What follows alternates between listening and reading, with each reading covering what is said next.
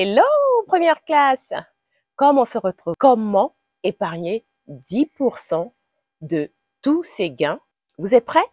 Embarquement imminent!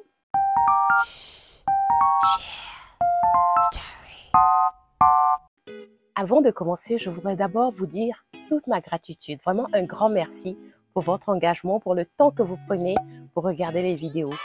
Et j'espère que ça porte ses fruits.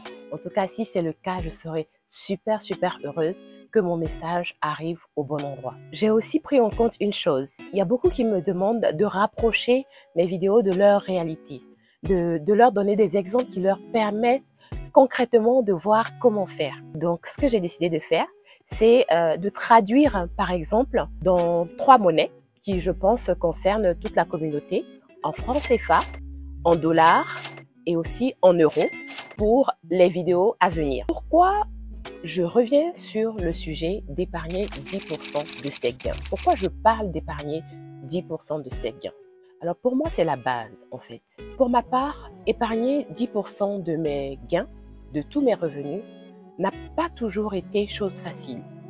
Pourquoi? Je m'explique. Quand j'ai commencé, j'ai mis en place un virement automatique. Pour moi, ça a été le réflexe. Parce que je vis en France, je vis en Europe et que le plus simple, la première chose la plus simple à faire, c'est ça, c'est de mettre en place un virement automatique. Pour ça, je n'ai même pas besoin de me présenter à ma banque, je n'ai pas besoin d'aller voir un conseiller. Mais une fois que j'ai fait ça, la question s'est posée de savoir, tous les autres revenus qui sont des revenus récurrents, mais qui ne sont pas forcément des revenus qui passent par mon compte bancaire, qui ne sont pas forcément des revenus qui tombent de manière fixe et régulière, comment je fais pour efficacement mettre 10% de ces revenus-là de côté? Pour ma part, j'ai choisi la méthode des 52 semaines. Sachez que dans le lien de description, en bas, vous allez avoir un PDF, une affiche avec les numéros des 52 semaines qui vous permet de colorier au fur et à mesure que vous mettez de l'argent dans votre tirelire pour savoir combien de semaines il vous reste et quel montant surtout il vous reste. Donc l'idée pour pouvoir réellement faire ce défi des 52 semaines, ça va être de télécharger le PDF, de vous munir ou d'avoir une tirelire. Une tirelire, ça peut très bien être une boîte que vous trouvez quelque part, ou alors une enveloppe ou un endroit, un porte-monnaie, en tout cas un endroit où vous êtes sûr que vous posez l'argent et que vous le fermez, vous n'y touchez pas. Une fois que vous avez le PDF, que vous avez la tirelire, la troisième chose, ça va être maintenant de mettre une alarme sur votre téléphone, sur votre smartphone. Pourquoi? Pour ne pas oublier. Parce qu'on peut avoir beaucoup de choses à faire. Il peut arriver qu'on ait vraiment des semaines chargées. Et comme c'est une fois par semaine que vous devez faire cette action, l'alarme là-dessus, elle va vous aider à vous souvenir qu'à ce moment précis, vous devez faire cette action-là. Moi, ce que j'ai fait, c'est de me dire au réveil le matin, tous les lundis, je fais cette action. Donc, on peut prendre aussi cette option-là si on n'est pas très smartphone, réveil et tout ça. Une fois que vous avez mis en place l'alarme et que vous avez tous vos outils, pour faire cette épargne, on prend le calendrier. Vous allez vous rendre compte qu'il y a des numéros sur chaque semaine. Donc la semaine 1, vous allez mettre 1 euro dans la tirelire. La semaine 2, vous mettez 2 euros jusqu'à la semaine 52 où vous mettez 52 euros. Vous n'êtes pas obligé de suivre exactement, de mettre exactement le montant du numéro de la semaine. Pourquoi? Parce qu'il y a des moments où vous avez plus d'entrées d'argent, où vous êtes plus à l'aise pour pouvoir mettre de côté. Donc moi, ce que je vous propose, c'est par exemple, si vous avez une entrée exceptionnelle, de décider de mettre 52 euros alors que vous êtes au mois de janvier, alors que c'est la semaine 4 par exemple. Donc vous allez colorier la semaine 52 et plus tard, si vous voyez que c'est un peu difficile pour vous et que vous avez 4 euros, eh bien vous mettez 4 euros en remplacement de la semaine que vous n'avez pas pu satisfaire. Et comme je vous ai promis, on va traduire ça en francs CFA. En francs CFA, qu'est-ce que ça va donner? Ça va donner, par exemple, 100 francs CFA la semaine 1, 200 francs CFA la semaine 2 ainsi de suite, jusqu'à 5200 francs pour la semaine 52. Il y a aussi une autre chose que vous devez prendre en compte. Ce défi-là, en euros, il est très bien pour une personne, par exemple, qui gagne le SMIC, c'est-à-dire 1300 € net. Pourquoi? Parce que à la fin de l'année, ça va vous permettre d'économiser 1378 €, ce qui correspond en francs CFA à 1 900 020 francs. Alors, vous pourrez me corriger, hein, je ne suis pas sûre d'ailleurs que ça soit le bon montant, n'est-ce pas? Alors ça renvoie à la réalité de quelqu'un qui touche par mois 856 000 francs CFA. Pour faire plus simple, on va prendre le cas d'une personne qui vit en Afrique subsaharienne ou en zone franc CFA, qui gagne 200 000 francs CFA par mois. Si vous gagnez 200 000 francs CFA par mois et que vous mettez 10% de votre salaire tous les mois, vous mettez 20 000 francs tous les mois en économie. Jusqu'à la fin de l'année, vous avez gagné 2 400 000 francs et vous avez économisé 240 000 francs CFA. Maintenant, pour que la chose soit beaucoup plus simple à faire, ce que je vous propose, c'est de faire la division. 240 000 francs CFA sur un an, si on divise par le nombre de semaines, 52 semaines, ça veut dire que toutes les semaines, vous pouvez mettre de côté 4 615 francs CFA. 4 615 francs CFA, je répète. Ça veut dire quoi? Soyons honnêtes les gars. Vous allez au maquis, vous prenez un plat d'attiéké huile rouge avec un bon mâchoiron. La nourriture est plus que le mot bien fait. La dame, elle vous vend ça à 4 600, 5 000 au calme.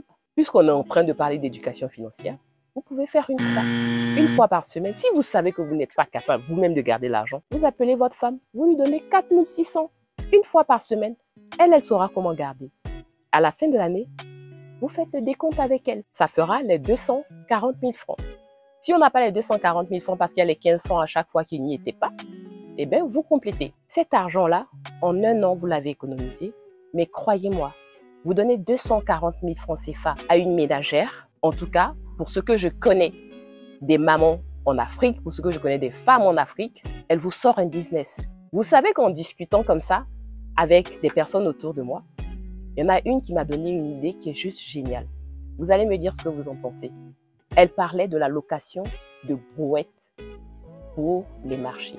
Vous savez, quand vous allez au marché, le dimanche ou le week-end, vous avez vos affaires, il y a toujours des porteurs qui viennent vous voir. Ils ont des brouettes. Des brouettes comme les brouettes de construction, vous savez.